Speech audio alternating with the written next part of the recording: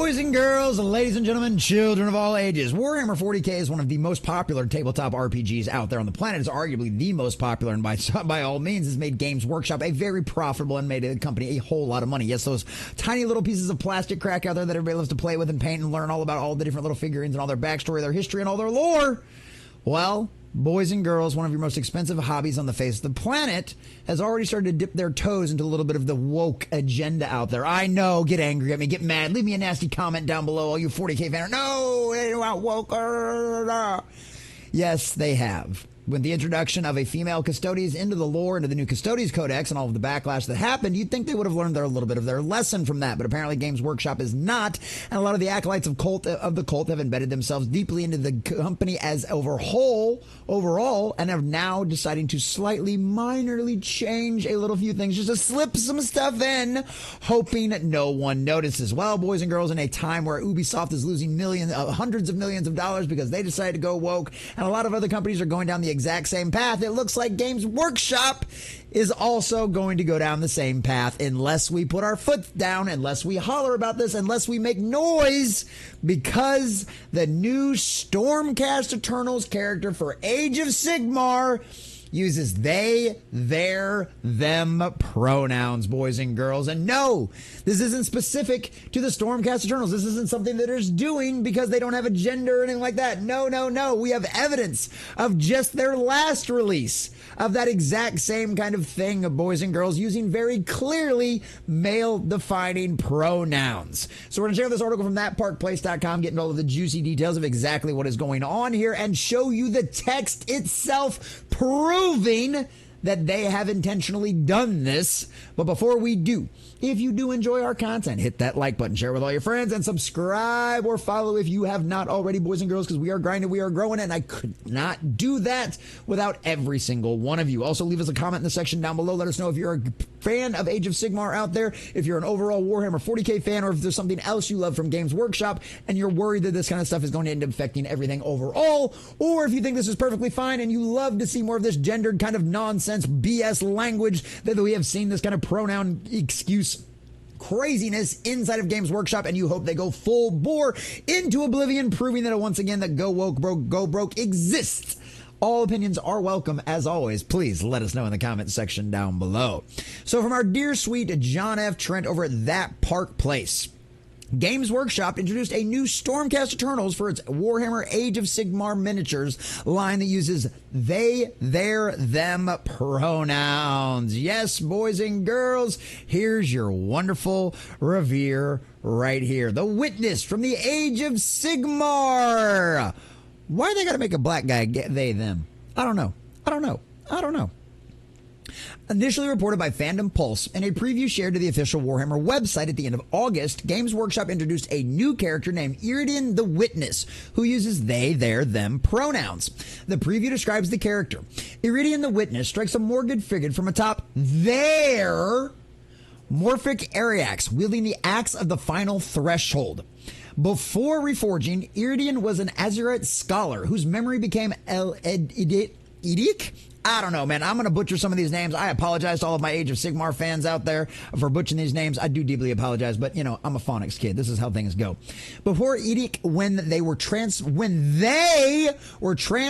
into a Stormcast Eternal, their, not his, not him, not her, not she, no, their ability to recall countless years of military strategy provided a vital asset to Sigmar. But they were forever tormented by intense recollections of horrendous battles. Yes, here's your they, them, boys and girls. And I don't know about you, but that sure looks like a dude to me.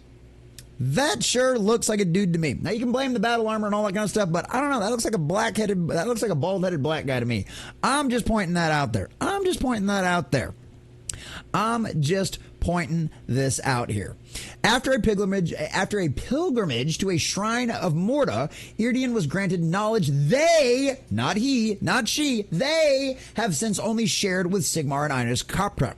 With this insight, they became the first to grant comrades suffering from the curse of reforging a true death. Oh yes, yes, boys and girls, not only are they a they, them, but they were the first to alleviate someone's suffering. Oh, what a joy. Don't you love the representation? Don't you love it how they're always the bestest, wonderful, and most fabulous out there? Oh, here we go again. A true Iridan is now deployed to any battle where Stormcast Eternals are in danger of losing themselves completely. You know, that actual is the proper use for themselves, right? Because they were referencing an entire group of people. You remember how all that stuff actually worked from like the 3rd grade English class? I mean, honestly, it's probably like 1st grade English at this point. For somehow they just want to completely and totally erase that and confuse the Hades out of people, because literally that's the other problem with this. If you read this, if you're a normal English reading, English speaking person out there, or imagine if you're somebody out there just learning the language for the first time, how confusing would this be? Is this a group of people? Is this just one? I mean, what is this? Is this a legacy of something? Like, it literally confuses the language. But that, of course, is the intent. Boys and girls, to cause confusion, to sow discord, to make it to where we can't communicate with each other properly. And the same standard that the English language has existed for thousands of years, hundreds of years, whatever. Like, literally. It's how we all communicate and how we all understand the language. It's the same reason why they try to argue that 2 + 2 = 5, right? Because then it makes it harder for us to communicate and causes a breakdown and a barrier in society. And that is the intent. Boys and girls, I promise you, never once forgetting the face of one they have put to rest. Now, maybe this was a typo. Maybe this was something they screwed up. Maybe we'll grant them that. But no, trust me, all of this stuff got double checked. And you thought that maybe you could argue that this applies to all Stormcasters. Well, no. In contrast, Games Workshop had previously revealed Tornus the Redeemed, another member of the Stormcast Eternals, and clearly identified him as a male in a blog post back in June. The kit can also be used to represent Tornus the Redeemed, a legendary knight with a long history that began in the early days of the Age of Sigmar. Originally a proud and indomitable warrior from Garrett, he was captured by the servants of the Plague God, who committed him to the pit of filth. They trapped him. Notice proper usage of they, them there. The they referring to all of Nurgle and all of his crazy demons and all that kind of stuff. They trapped him in this disease-ridden outlet for 77 days and only released him after he agreed to accept Nurgle into his heart. So yes, boys and girls, I mean, we can go on. We can keep reading the rest of it while leading the Margaret of Nurgle on a campaign, the desecration against his former allies and taking the name of Torlig the Despised. That's how you know this is intentional. This isn't just an accident. This isn't a typo. This isn't an editorial flub, right? They are doing this intentionally. And if you think it's only going to be an Age of Sigmar, I have an entire Western media to sell you that has proven that this is how it starts. It's a slow creep. First, it was the introduction to a female custody, which canonically had always been male going back to time immemorial in the earliest days that they were first described. It's nothing but a bunch of he's, it's a bunch of sons, it's a bunch of all of this other kind of stuff out there. But no. Well, it's never been canonically said that only female custodies, unlike it has been said time and time again, that Space Marines can only be male, right? They even put this in their own freaking starter kit in the book describing this stuff right here for Wrath and Glory. It literally says specifically in there that Space Marines can only be male. Right? This is built into their lore. This is how they do it. First it's nudge, then it's shove, and then if you don't like it, bigot, don't buy my product. Okay. How's that worked out for Ubisoft? How's that worked out for Star Wars? How's that worked out? Name your favorite franchise that's been taken over by the woke agenda. Doctor Who, anybody? Disney Doctor Who, anybody? Where does this always lead? Maybe this doesn't bug you, right? Maybe you're a hardcore Age of Sigmar fan out there and the they, them thing ain't that big a deal to you. But guess what? It is a big deal to the majority of people out there because we know where this leads. First, it starts with a few pronouns in the bio. Then it leads to gender swap, race swapping, and guess what? You will get your female Space Marines. I promise you that if this continues. If we do not purge if Games Workshop doesn't do this themselves, they will suffer the consequences. Games Workshop needs to purge this infection of the acolytes of the cult, all of the people down for the woke agenda, from their ranks now. Because if you do not, this will continue, and you will find yourselves agreeing to, well, yeah, female space marines. Well, we finally figured it out. We can make female space marines. Look at this cool new technology that we've gotten. It will happen. And then all of you out there that have loved this franchise for decades, spent hundreds of your dollars, thousands, hundreds of thousands of dollars on this franchise over the lifetime that you've been a fan, you will find out that, well, when they simplify the rules to make Warhammer 40K more accessible to most people out there, just like they've done to D&D. And now what happens with D&D. Look at where it's at now. Right? Look at the artwork, how abysmally boring and trashy and inclusive it all is. Look at the storytelling. Look at all the marketing. Look at the nonsense that they pulled with D&D just too long ago with all the online stuff. You think that's not going to happen to Warhammer 40K? You think this isn't going to end up turning out the same way? Boy, I got some oceanfront property in Arizona to sell you. Because if you believe that, you're a fool and you're not paying attention. The agenda is coming for Warhammer 40K. The agenda is already embedded in Warhammer 40K in just little tidbits. Female custodians. Oh, well, it wasn't technically lore breaking. How much longer before they just rewrite the lore? Like, they just rewrite the canon, like we've seen happen with Star Wars and D&D and everything else out there. Now is the time to stand up and say something about this. There is no more get along just to get along. Oh, I don't want to ruffle feathers among my friends at tournaments.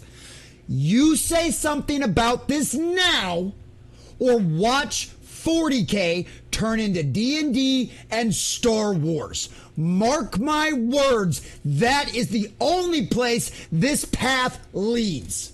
This is one of the most expensive hobbies on the planet to have.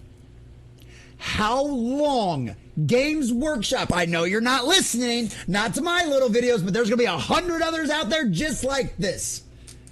Do you really want to walk down the path of Disney? Do you really want to walk down the path of Hollywood? Do you really want to walk down the path of the video game industry that they are currently facing right now? Losing hundreds of millions of dollars, bleeding money, watching your stock price go into the toilet like Ubisoft has seen, like Disney has seen. Mark my words and mark them well, Games Workshop. These people do not show up in any kind of significant money, any kind of significant amount to spend any money with you. Why? How do we know this? How do we know that you are absolutely catering to an insignificant portion of the population? Because I've got a laundry list of examples. If those screaming weirdos out there absolutely made such a significant difference, Concord would have been a success. The Acolyte would have been a success. It was the gayest Star Wars ever, after all. And now it's canceled because even Disney can't continue to spend hundreds of millions of dollars on things that their customers don't buy. Because guess what? That woke little cult that you're catering to doesn't pay your fucking bills. We do. Because we show up in numbers. We waste hours of our lives. Some people would consider it a waste. Some of us have actually rather enjoy it. We are the ones that spend hours of our lives poring over every intricacy of your lore. We are the ones that buy figures after figures, wasting thousands of dollars, investing time and money into something that you're going to let these cultists absolutely destroy, all because you just wanted to get along. They don't want to get along. They want to take over and destroy your franchise just like they've done to a million other ones out there. So here's your warning. Games Workshop, here's your warning. If you like being the #1 tabletop RPG on the planet, if you like people spending thousands of dollars on your trash just so they can play your game and spend time in your world, how quickly do you think that is going to dry up when the vast majority of your players out there are male and don't want anything to do with your pronoun nonsense BS? How'd it work out for Star Wars? How'd it work out for Concord? How'd it work out for Ubisoft? These are companies that have lost hundreds of millions of dollars all the way up into the billions. Now, right, Games Workshop isn't that big. We're not going to see a headline that Games Workshop loses billions. But you know what we're going to see? We're going to see your Amazon television series fail and go miserable. We're going to watch Henry Cavill walk away from it because this is the kind of nonsense you want to cater to. This is the kind of insanity, the destruction of our culture, the destruction of our very language that you want to cater to. Well, go ahead, Games Workshop. Go woke, go broke, exists for a reason, and 3D printers still go brrr. How's that going to pan out for you? Because guess what? I see what's going on in the next generation with D&D right now. They're all playing Pathfinder. And if they are still using D&D systems, it's all homebrew campaigns. Nobody's excited for the next generation of anything D&D. And Games Workshop, if this is the direction you decide to go for your next generation, it will end up the exact same way for you. Go woke, go broke has been proven time and tested 1,000,000 times over. Games Workshop, will you be the next? It's up to you. After all, you did this to yourself, and you'll get exactly what you deserve.